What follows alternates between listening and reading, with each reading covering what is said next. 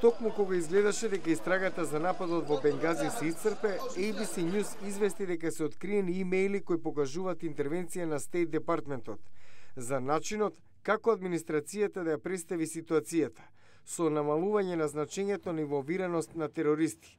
Како што знаеме, 4 американци беа убиени во инцидентот. Ова предизвика нова истрага во Конгресот. Наша цел во оваа истрага е да добиеме одговори. Белата куќа долго негираше дека намерно ја држева во заблуда јавноста за природата на нападот. Ова е реакцијата на портпаролот Џеј Карни.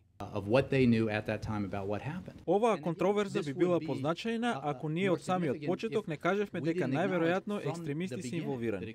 Ова е напор да се обвини администрацијата дека криела нешто, што не е точно. Но интригата во Вашингтон доби нов материјал. Федералната агенција за даноци признава дека имало подложување на засилена проверка на лица од групи поврзани со републиканското движење Ти Парти.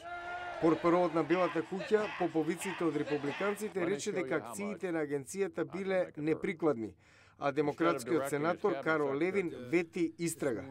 Во меѓувреме, кризата во Сирија ќе биде фокусот на разговорите на претседателот Обама со британскиот и турскиот премиер неделава.